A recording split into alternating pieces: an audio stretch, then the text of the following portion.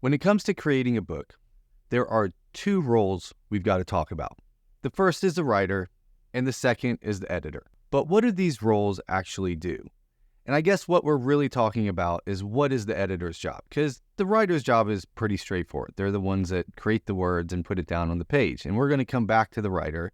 But let's look first at the editor's role in helping you, the writer, create a book. This is actually a pretty confusing topic because this idea of an editor, this word editor, there's actually lots of different types of jobs that fit under this idea of an editor. So I'm going to go through those now, and then we'll talk about what each one of them does. So the first is an acquisitions editor, and this person is usually employed by a publisher, and they're the one out actually acquiring books for the publisher. So we're not really going to talk much about that because that doesn't help a lot in the actual creation of the book. The other type of an editor that we're not going to talk a lot about is the technical editor. So this is an editor that you might hire that's a specialist in a certain field, a certain technology field, or a science field, or some type of industry, where you bring them in to look over your book to make sure that what you put in the book is actually technically true. So let's say that one of the main characters of your book was a car mechanic and you had a decent amount of stuff about working on a car in there, but you actually don't know a ton about working on a car, so you just did some research and wrote what you thought was right. You might bring in a technical editor to go through and make sure everything that you said is factually true, so you don't look like an idiot to somebody that actually knows how to work on cars. But again, they're there just to fix a particular problem in your book. So from there's actually 4 different types of editors that you might deal with when it comes to creating your book from the beginning all the way to it being ready to be published. So the first one we're going to look at is the developmental editor. So this editor looks at the big kind of structural elements of your book.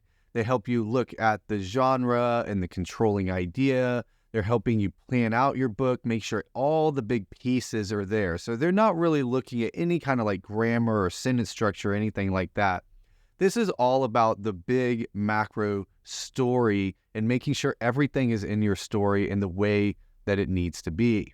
The next 3 types of editors are basically different types of editors that are going to help you take out all the mistakes in your manuscript. So the copy editor is just reading through, making sure all the punctuation and grammar and proofreading, all of that is happening.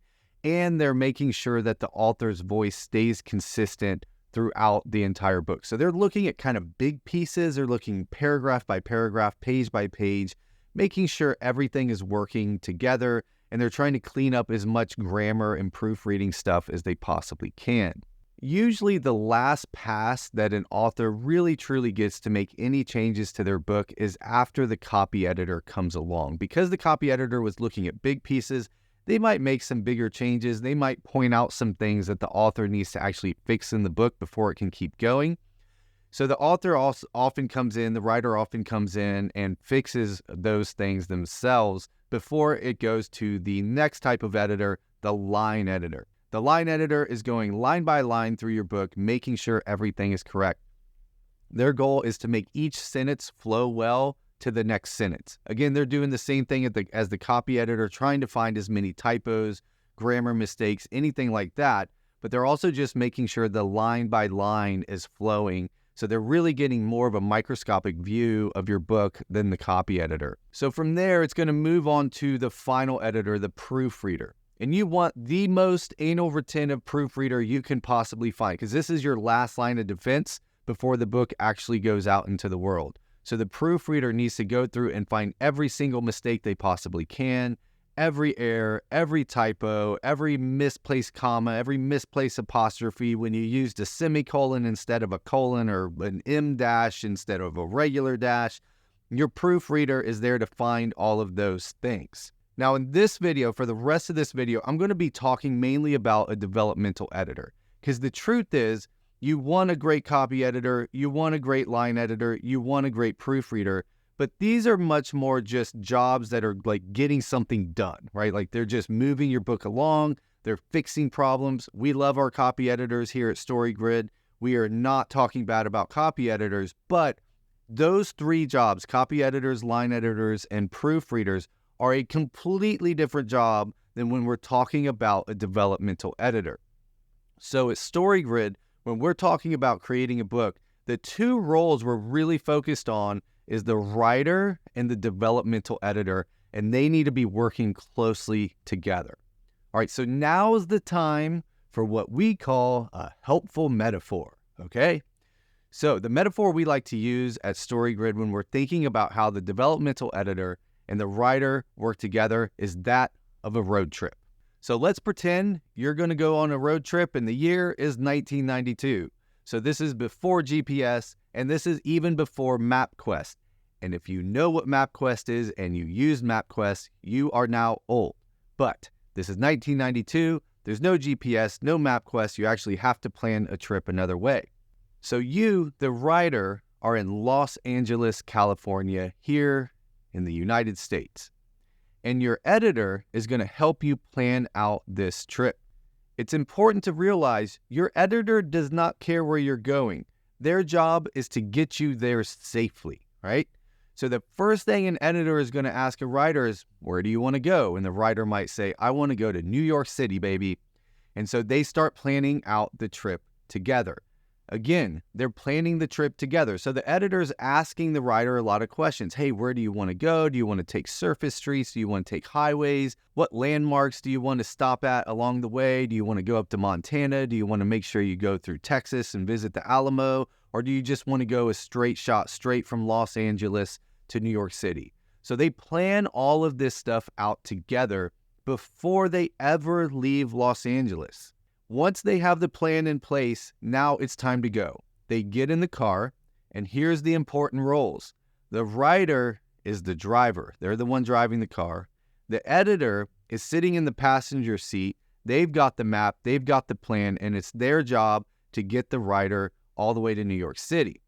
So the writer is focused on the road in front of them. They're just looking at the road, making sure they're not swerving, they don't hit the other cars, they don't hit the guardrails. They stay safely looking at the road, what is right in front of them. The editor is there to make sure at all times they're going in the right direction. They're making the turns. They're on the highway when they're supposed to be on the highway. They don't have to do any U-turns, and they keep the writer going in the right direction. So the writer just focuses on the road, and the editor makes sure that if they keep going, they'll eventually make it to New York City. So when an editor and a writer are working together really well, the editor starts by asking the writer what kind of book they want to write. And once they figure that out, they start talking about and fleshing out what the book is actually going to look out. They make the plan for the book. And then once the book is actually being written, the editor is focused on the big macro picture of the story, and the writer is focused on one scene at a time. The writer's world is the scene. That's the road in front of you. If you can't write a great scene, you can never actually write a great book. Now, this is just a short part of the video, but if you're a writer, I want you to hear me. If you can't write a compelling scene that pulls the reader from the beginning to the end and gets them excited to turn the page and read the next scene, you have no business writing a book. And what's going to happen if you develop an entire manuscript this way of a bunch of scenes that don't work, you're going to take it to an editor and you're going to want them to fix it, and they're not going to be able to fix it. An editor can help you fix big macro problems in your story, but if you can't write line by line to build to a compelling scene that works, they cannot help you fix that. Just like if you're driving a car and you can't keep your car between the lines and you can't keep from hitting other cars and swerving and going all over the road, it doesn't matter what the editor in the passenger seat is doing. And if they're telling you, well, in 5 miles, you need to take a right, because you're never going to get there safely anyway. So you as a writer, your job is to be able to write really, really great, compelling, well-paced scenes. And then the editor is there to tell you what scene you need to write next, because you've already built the plan, right? You built the plan together, so you got to plan out what the book is going to be, but they're the ones making sure you always know what to do next. So the developmental editor is there to make sure all the macro pieces are happening. They're there to make sure the genre is locked in, all the obligatory moments are happening, all of the conventions are there, all of the global 5 commandments are there, all of the heroic journey elements and archetypes are there. that all the big macro pieces of your story are in place, and making sure you're hitting all of those notes as you, the writer, are actually writing scene by scene by scene. This is where StoryGrid originally came from. Sean Coyne, our creator and founder, who's been an editor and writer for over 30 years, was working at a major publishing house. So by the time a writer got all the way to him through all the gatekeepers and got to the actual editor at a major publishing house, they had their scene writing worked out. And what Sean developed was StoryGrid to fix all of the macro problems of the writing. But what this means is that you, the writer, have to know how to write great scenes before you ever start working with an editor. But so many times what we see is a writer just produces entire manuscripts at a time. They spend 6 months or a year producing a whole manuscript of 100,000, 150,000 or more words, but none of their scenes actually work, and there's nothing an editor can really do to help you because you were swerving all over the road the whole time. So at StoryGrid, the first thing we want writers to focus on is becoming great at writing scenes. You have to be able to write great, compelling, well-paced scenes with great characters that pull the reader through. Then once you're able to do that, it's time for you to start working on something bigger. And we think the best way to create a book is for a developmental editor and a writer to work on the book together from the very beginning. This solves so many problems. If you want to stop rewriting your books over and over and over to get them to an actual working state, work with a developmental editor first. That's why we have StoryGrid certified editors in the first place, is so that you can work with an editor from the beginning to make sure you're producing the book that you want to produce. So backing up and thinking through these roles. To create a great book, you need a writer and you need an editor. And we think a great developmental editor will help a writer create a book that they're really, really proud of. And so by the end of creating a book, you will have something that shows off your skills as a writer. You'll have a finished book, and you'll have a book that will leave your legacy. And that's what we want for you. So as you enter into this as a writer or as an editor, those are the roles you're playing when you're creating a book. If you're a writer looking to level up your scene writing skills, we have tons of resources available for you at storygrid.com. If you're looking to work with a developmental editor, also go to storygrid.com/editing, and we've got lots of great editors for you to choose from there. As always, to get the most out of StoryGrid, make sure you go to storygrid.com, sign up for our newsletter, and we're going to keep putting out these great, helpful videos for you. So subscribe to the channel, hit that bell to make sure you get notified of all the future videos that we come out with. But thanks, as always, for being a writer, being an editor, and being a part of our community here at StoryGrid. We'll see you in the next one.